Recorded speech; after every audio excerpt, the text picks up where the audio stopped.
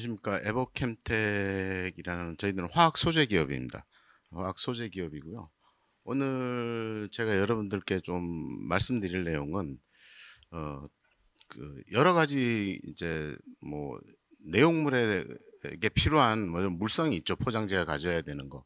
뭐 산소를 차단하든 수분을 차단하든 어떤 거를 차단해서 내용물의 어떤 유통기한이라든가 혹은 품질을 우리가 유통 과정 중에 이제 유지하고 안정적으로 이제 소비자에게 전달할 수 있게 하려면 이제 그런 배려 소재를 기존에 뭐 여러 가지 소재들로 많이 썼어요. 그냥 뭐 플라스틱 소재, 아까 말씀하신 뭐 알루미늄이라든가 뭐 이런 것들을 많이 썼는데 저희들은 오늘 제가 말씀드릴 거는 이제 천연물, 그러니까 순환이 가능한, 그리고 이제 지속 가능한 그런 천연물 베이스로 가스 배리어 소재를 만들었고요. 그게 이제 앞으로 정말 이 시장에서 가능성이 있을까에 대해서 좀 한번 살펴보려고 그러니까 뭐 좀 경청해 주시면 감사하겠습니다.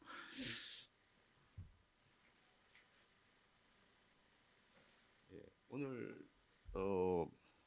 말씀드릴 내용은 일단 그 식품에 좀 한정해서 말씀을 드릴게요. 물론 이제 그런 기능들이 뭐 그 화장품이나 의약품 또 다른 어떤 그런 공산품 영역에서도 필요한 부분이 있지만 너무 그렇게 범위를 넓히기보다도 식품에 좀 한정해서 산소 배리어에 대해서 좀 말씀을 드리고, 그 다음에 그 관련된 지금 가스 배리어를 가지는 어떤 그런 포장재 소재들이 어떤 것들이 있는지 살펴보고, 그 다음에 지금 현재 이런 플라스틱 웨이스트에 대해서 어떤 규제로 지금 관리를 하고 있는지, 그리고 저희들이 이제 개발한 그런 천연물 베이스의 어떤 그 배리어 코팅제에 대해서 말씀드리고, 마지막으로 이게 시장이 어떻게 흘러가고 있는지, 글로벌 시장이 어떻게 흘러가고 있는지 말씀드리고 마치도록 하겠습니다.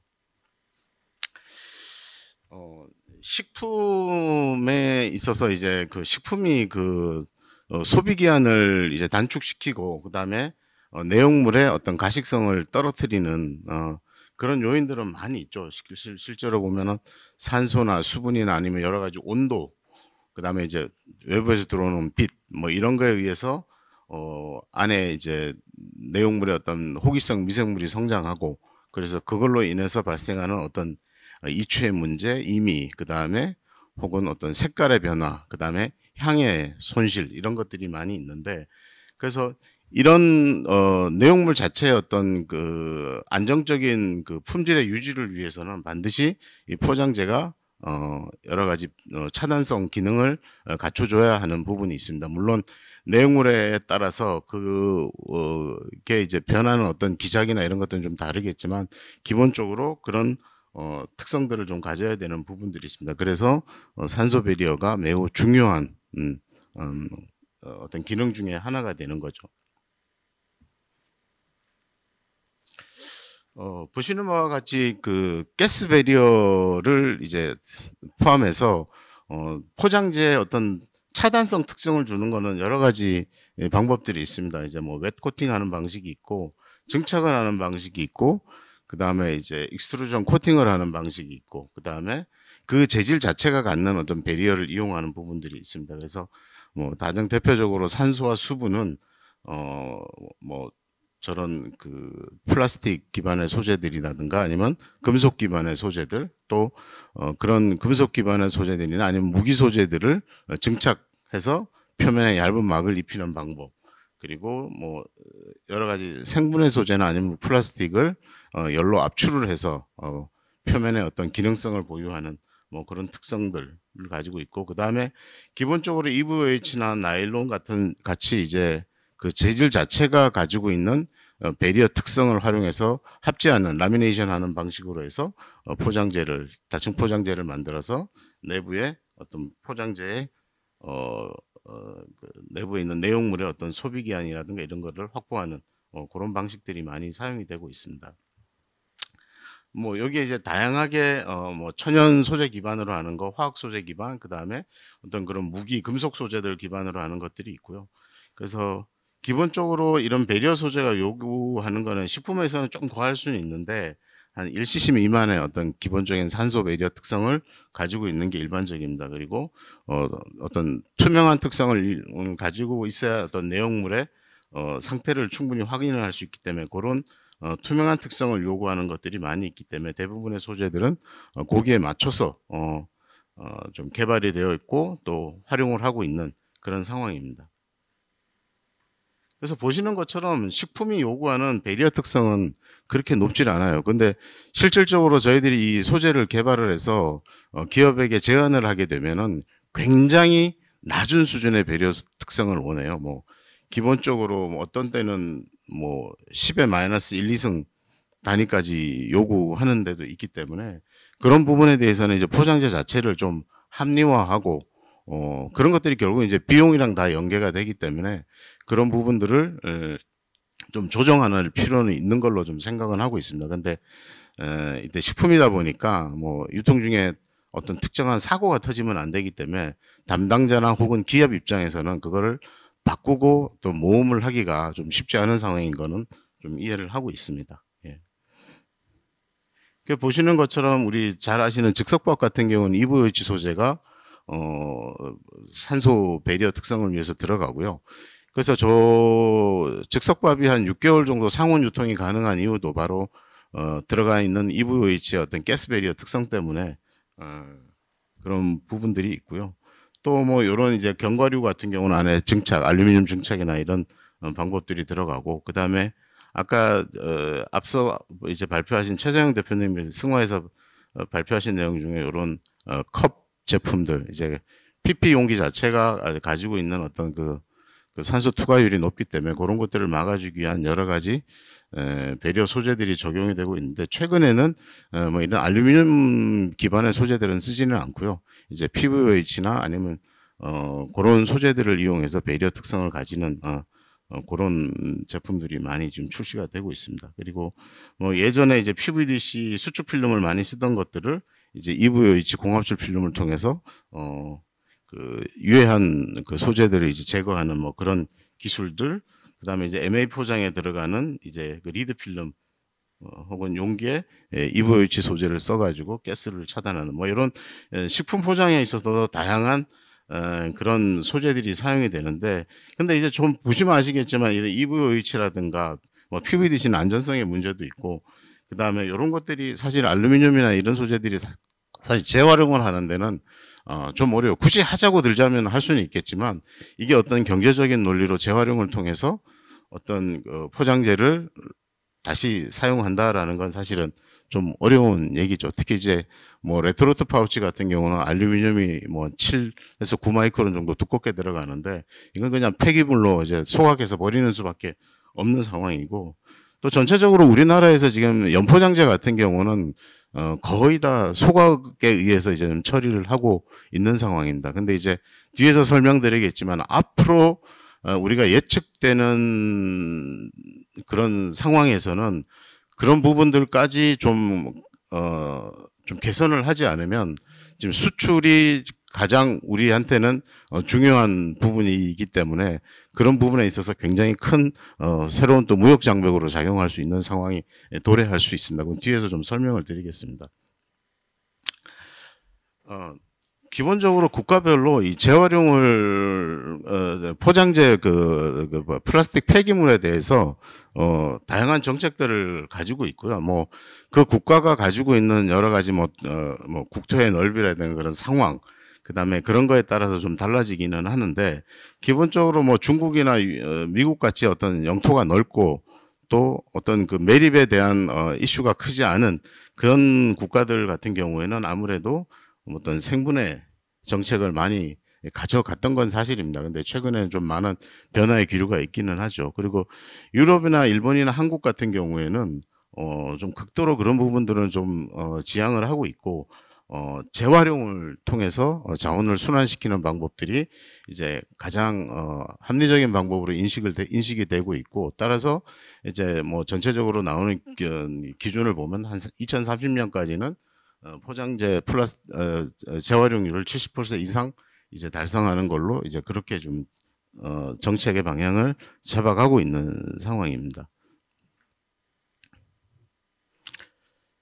여기 앞서서 그 재활용 공제조합의 이사장님께서도 말씀하셨지만 이 PPWR이라는 게 앞으로는 굉장히 강력하게 좀 시행이 될 걸로 지금 EU에서는 지금 예측을 하고 있어요. 그래서 기존에 이게 이 다이렉티브 상태에서 있던 게 지금 레귤레이션 상태로 변환이 됐거든요. 저게 무슨 의미냐면 굉장히 큰 강제성을 갖는다거든요. 말 그대로 다이렉티브는 지침이라는 용어고 레귤레이션은 이제 법제화되는 거기 때문에 그만큼 시행 강도에 있어서는 서로 이제 비교가 안 되는 수준인 거죠. 그래서 뭐 여러 가지 배경에 의해서 이런 부분들을 강력하게 EU 연합에서는 좀 시행을 하려고 그렇게 좀 계획을 하고 있습니다. 그래서 그 내용적인 측면에서 좀 이렇게 살펴보면은 뭐 첫 번째는 이제 안전적인 측면이 있죠. 뭐 중금속이라든가 기본적으로 PFAS 같은 것들 이런 것들은 지금 굉장히 알레르기 반응을 지금 EU에서는 보이고 있어요. 그래서 그런 부분들은 앞으로 굉장히 크게 제한이 될 거고, 그다음 포장재에 다양하게 사용되는 여러 가지 코팅 기반의 그런 소재들 중에 PFAS를 함유하게 되면 앞으로 그 시장에 발을 붙일 수 없는 그런 상황이 올 겁니다.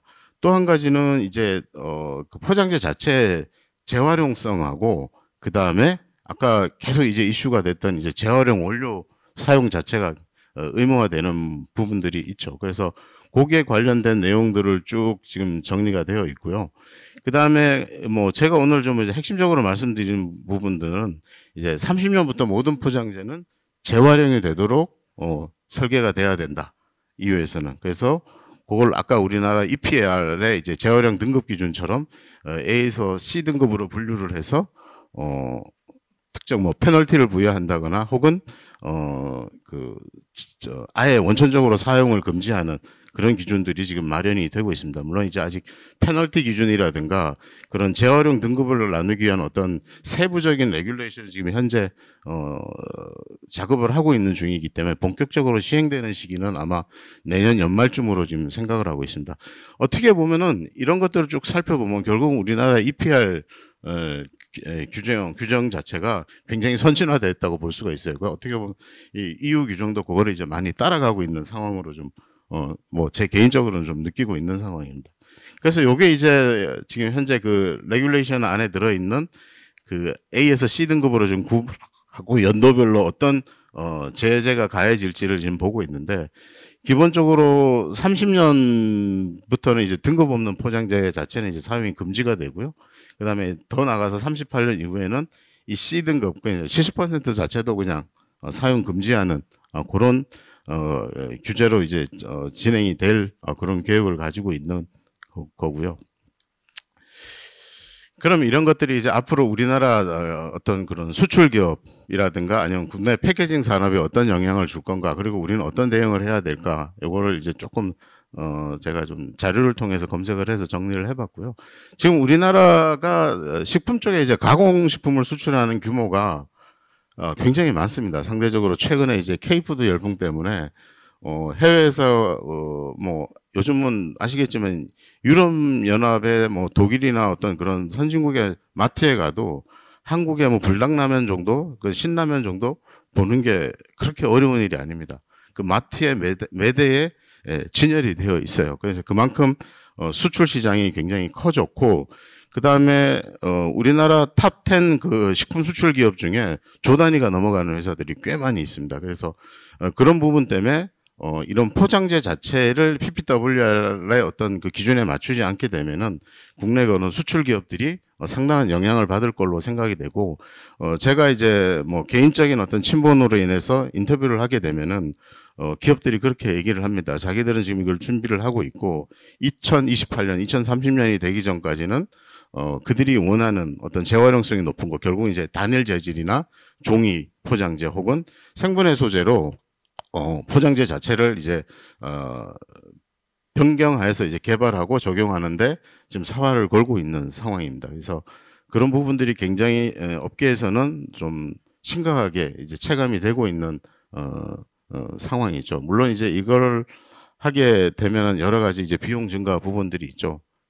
그런 뭐 소재를 단일 소재나 종이 포장재로 가게 되면은 어떤 여러 가지 물성은 좀 떨어질 거고 전체적인 가격은 좀 올라갈 거고 그런 부분들에 이제 고민은 있겠지만 아무튼 저희들이 수출 사업으로서 지속적으로 저희들 좀 이제 진행을 하려면 이런 부분들이 이제 지켜져야 된다 하는 부분들이 있습니다. 그리고 또 당연히 그럼 여러 가지 그걸 지키지 않았을 때 체제 리스크가 이제 크게 다가올 거고요. 그 다음에 포장재 안전성 문제도 지금 우리나라의 법규는 사실 EU나 F사나 FDA 법규와는 컴플라이언스가 전혀 되질 않습니다. 관리 방식 자체가 달라요. 그러니까 뭐 EU나 FDA 같은 경우에는 이제 그 허용 물질 목록이라고 포지티브 리스트 개념으로 해서 사전 관리 제도입니다. 그래서 다 좋으니까 이 규제 안에 있는 원료 물질하고 기준에 맞춰서 포장재를 만들어. 이게 이제 EU나 FDA의 이제 법규의 기본 원칙이고요. 우리나라 같은 경우는 다 좋은데 요 안에 있는 것만 안 나오면 돼. 이게 사후 관리 방식이거든요. 그래서 그런 기준 자체가 서로 동등성이 떨어지기 때문에 거기에 따르는 이제 인증이라든가 거기에 맞는 포장재 설계, 그다음에 원무재료 물질들의 어떤 컨트롤 이런 것들 때문에 상당히 비용이 증가할 걸로 그렇게 좀 예상이 되는 부분입니다. 그리고 이런 것들이 결국은 이제 패키징 산업 자체에 어떤 영향을 줘서 어떤 그 변화를 이끌게 될 거고 아까 말씀드린 대로 어떤 단일 소재나 종이, 생분해 소재로 어떤 변화가 필요한 시기가 분명히 올 거고요. 이제 그런 부분에 따라서 어떤 그 뭐 다양한 이제 포장재 관련 이제 종사 기업들은 거기에 맞춰서 이제 사업 모델을 조정할 필요가 있지 않을까라는 게 이제 개인적인 생각을 좀 가지고 있습니다. 따라서 아까 말씀드린 대로 이런 그런 규제 관련된 모니터링이랑 법적 기준을 잘 이해를 해야 되고 거기에 맞춰서 포장재를 설계하고 좀 제작을 하고 이제 적용을 하는 이제 그런 것들이 앞으로 많이 필요하지 않을까 그런 생각을 가지고 있습니다.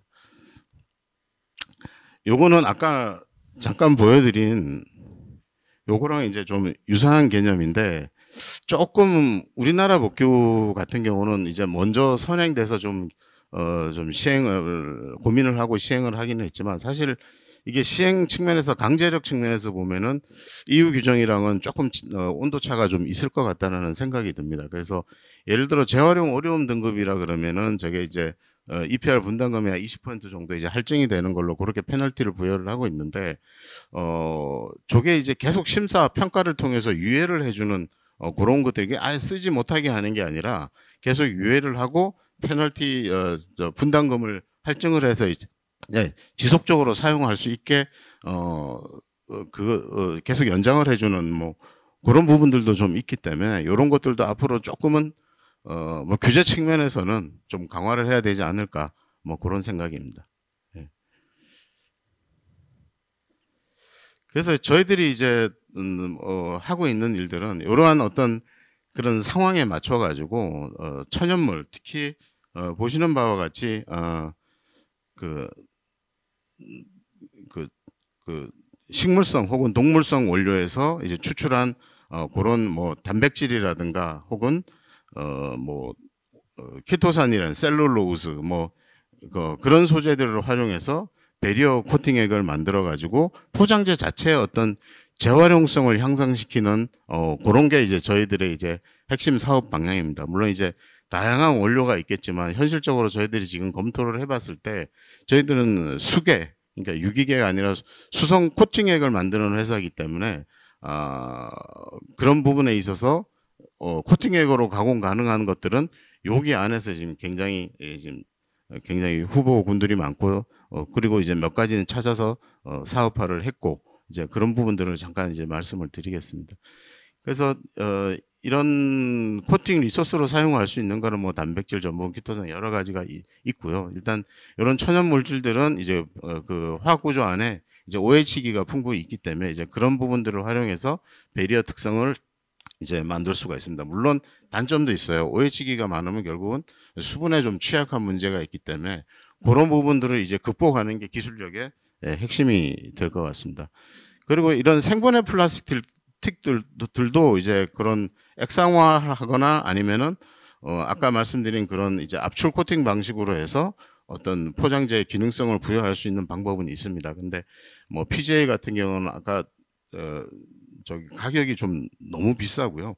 그다음 뭐 PLA나 PHA 같은 경우는 수계화가 안 돼요. 어떤 용제도 잘 녹지 않고 특정 뭐 이제 할로겐 원소 같은 거 이제 뭐 클로로포름이나 이런 데 녹여야 되는데 그런 것은 이제 너무 위험한 물질이다 보니까 사용이 좀 어렵고, 그래서 지금 현재 저희들이 개발한 건 요 TPS 서머플라스틱 스타치, 그러니까 스타치 뭐 어떤 데서는 스타치 블렌디드 소재라 그러는데 요거를 활용해서 코팅액을 만들었어요. 그래서 물론 이제 요거 배리어 특성도 가지고 있지만 요거는 이제 내수나 내유 특성, 그러니까 기존의 아크릴 소재나 이런 거를 이제 대체하는 개념으로 해서 재활용성을 향상시킬 수 있는 그런 개념으로 지금 접근을 했고 지금 상용화를 눈앞에 두고 있는 상황입니다. 그러니까 요건 이제 전 세계적으로 그럼 이런 천연 물질을 활용해 가지고 어떤 개발들이 이루어지고 있느냐. 근데 사실 사례가 많지는 않습니다. 대부분이 그런 나노셀룰로스 베이스로 이제 배리어 코팅액을 많이 만들고 있고요. 요 멜로디아라는 이스라엘 회사, 그다음에 여기 실루션이라는 이제 그 스웨덴 회사, 여기에서 이제 그 기반으로 해서 코팅액을 만들었고, 근데 아직 상용화가 되거나 아니면은 굉장히 이제 보급 확대가 되지는 않은 상황입니다. 그리고 마찬가지로 이 쿠라레이 회사의 플란틱이라는 소재도 있고요. 이제 굉장히 이것도 이제 스타치 베이스, 그쵸, 스타치 베이스로 이제 진행을 하는 건데 좀 두껍게 발라야 되는 특징이 좀 있습니다. 여기 보시는 것처럼 약 한 50 마이크론 정도 해야 0.8cc 정도 이제 나오는 그런 특성이 있고, 그리고 저희들이 이제 개발한 것들은 이런 천연 그 유청 단백질 기반으로 하는 게 있고, 키토 올리고당 다당류 기반으로 한 게 있고, 그다음에 요거는 말씀드린 TPS 기반으로 한 그런 포장재들이 있고요. 요거는 이제 다양한 기재들, 뭐 종이, 뭐 폴리에틸렌, 폴리프로필렌, 페트, 나일론 어떤 기재든 이제 코팅이 가능하고 단일 소재로도 충분히 가공이 가능한 소재로 저희들이 개발을 했다는 말씀을 좀 드리겠습니다. 그 보시는 것처럼 이 유청 단백질이라는 게 이 기존에는 그냥 여기 유청입니다. 요 물을 그냥 소 사료에 이렇게 뿌려주거나 이런 식으로 해서 사용하던 거를 최근에 이제 그런 이제 그 분리 추출하는 기술들이 발달하면서 이게 어디에 사용되냐면은 우리 그 운동하시는 분들이 이제 단백질 보조제로 먹는 것들을 활용해서 저희들이 이렇게 코팅액으로 개발했고, 굉장히 단순합니다. 이제 이게 가지고 있는 단백질 구조를 어떤 특정한 프로세스에서 풀어내고 그 안에 우리가 식용으로 사용하는 어떤 가소제를 첨가시킴으로써 코팅액의 어떤 특성을 만드는 그런 기술이라고 보시면 됩니다. 그래서 요거를 저희들이 기존의 이 알루미늄 증착 VM-PET 기반의 포장재하고 저희들 PP 단일 재질로 가공한 이 필름하고 이제 저장성 평가를 했어요. 이게 드립 커피라고 컵에 바로 하고 물만 부어서 드시면 되는 이제 그런 아이템들인데, 실제로 이 커피가 가지고 있는 어떤 그런 산패에 어떤 주는 영향이라든가 아니면 그런 커피의 좋은 성분이 이제 페놀 함량이라든가 이런 것들을 봤을 때 경시 변화선을 봤을 때 별 차이는 없어요.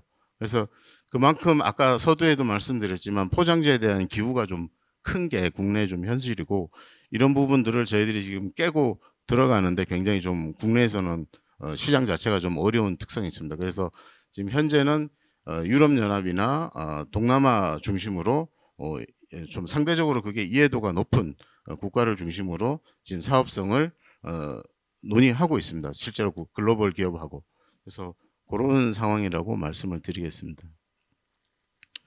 그래서 이것들을 시장을 봤을 때 결론은 그렇게 귀결이 될 수밖에 없어요. 그러니까 뭐 재활용을 어렵게 만드는 그런 소재들, 그리고 안전에 위협을 주는 소재들은 아무래도 지금 뭐 국가별로 좀 차이가 있기 때문에 뭐 그 사용량 자체가 줄지는 않겠지만 사용량 자체가 둔화된다거나 아니면 그런 재활용성을 이제 용이하게 하는 소재들, 물론 이런 증착 소재들은 굉장히 무기증착 소재들은 굉장히 좋은 친환경적인 소재긴 하지만 가공이 비싼 특징도 있는 거죠. 그래서 식품 포장에 좀 적용하기가 좀 쉽지 않은 상황인데, 아무튼 그런 식으로 어떤 그 포장 그 소재의 어떤 사용량의 변화가 이어지고 있는 상황이고요. 친환경 포장 시장은 뭐 앞으로 뭐 오늘 아침에도 뉴스상에 유력한 대선 주자가 이제 탈플라스틱에 대해서 좀 얘기를 하고 이런 상황이 또 있었기 때문에 단기적으로 어떻게 될지는 모르겠지만 그게 또 변화가 있지 않을까 뭐 그런 생각들은 좀 하고 있습니다. 그래서 전체적으로 글로벌 기업들이 어떤 방향으로 움직이고 있는지 저희들이 분석을 했을 땐 가장 중요한 게 이제 기본적인 이제 단일 재질로 이제 가고 있다라는 거고, 그다음에 재활용성, 이런 단일 재질 자체는 어떤 순환경제 틀 안에서 보면 재활용 기술을 이제 강화하는 방향으로 이제 가고 있고, 따라서 뭐 단기간이 아니라 앞으로 한 5년, 10년 후를 내다보는 어떤 중장기적인 전략을 가지고 저희들은 그 부분에 대해서 좀 지속적인 투자와 제품 개발을 하고 있다라는 말씀을 좀 드리겠습니다. 여기서 이제 저희들이 지금 현재 논의하고 있는 기업들도 이 안에 좀 포함이 되어 있습니다. 그래서 굉장히 좋은 반향을 좀 일으키는 상황이고, 앞으로 어떤 사업적인 관계가 이어질 것으로 저희들은 좀 기대를 하고 있습니다. 예, 이상 발표를 마치겠습니다. 감사합니다.